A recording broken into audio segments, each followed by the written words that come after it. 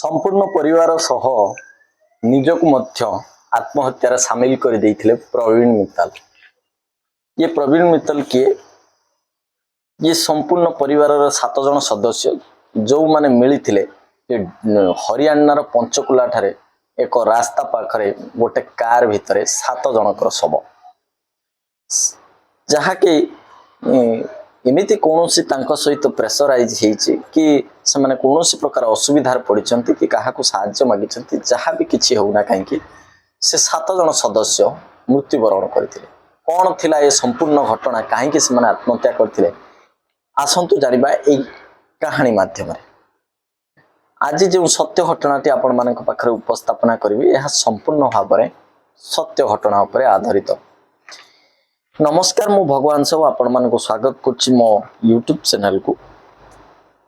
आज जो सत्य घटनाटी मु आपण मानक पाखरे उपस्थापन करबा जाउछि, सत्य घटनाटी होछि हरियाणार पंचकुला रे एक रास्ता पाखरे पाखापाखि राति 9:30 भलिया हबो, सेठी गोटे गाड़ी पार्किंग होइथाय। आ जहा दुकान सामने गाड़ी पार्किंग होइथाय, से लोकटी जहांको ना कि पुनीत राणा, से आसी ये गाड़ीटी को सेटर हटाइबा पई से महाशय को रिक्वेस्ट करंती, किंतु से महाशयटी तांको कथा सुनी भी न सुनिला भली अभिनय करंती। तापरे ए पुनीत राणा तांको सहित जबरदस्ती करी काच तळो करिबा पई कहंती, तेनु करी ड्राइवर काच तळो को करंती।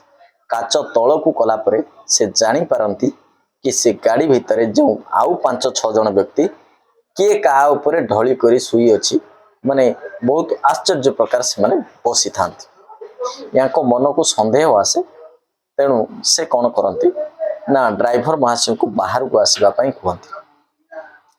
तेणु करी ड्राइवर महाशय बाहर आसिला परे कौन हेछि बोली तांको पचारिबारो से कहंती, आउ जो गाड़ी भितरु भल भल बांतीर स्मेल आसुताय।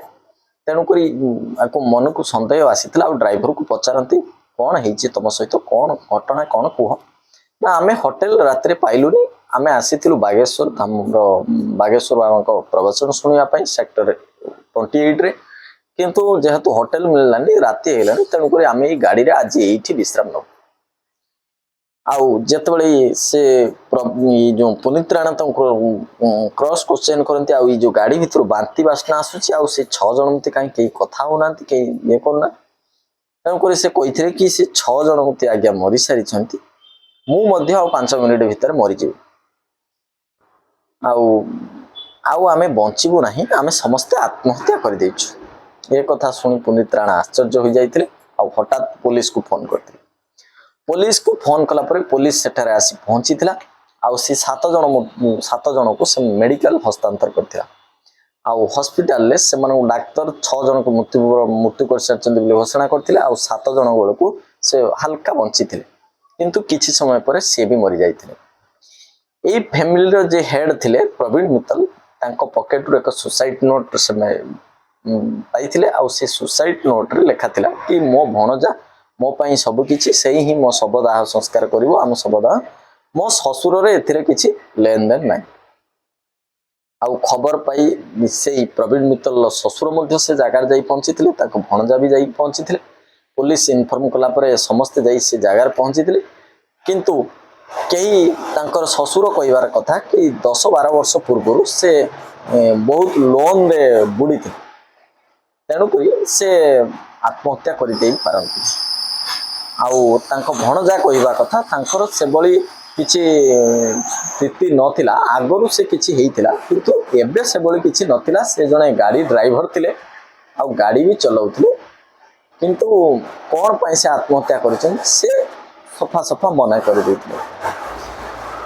किंतु प्रश्न उठुची, जहा भी तांको सहित किछि घटू, कोन आत्महत्या करिबाटा कोन सठिक निष्पत्ति थिला हेई थाई पारे, काहाकू से साहाय्य मागी थाई पारंती, किंतु केही तांको देई न थाई पारंती।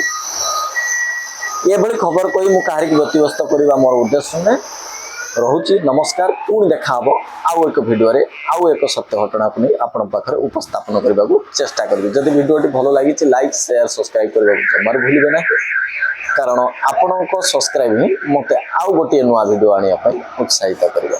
रहुची, नमस्कार।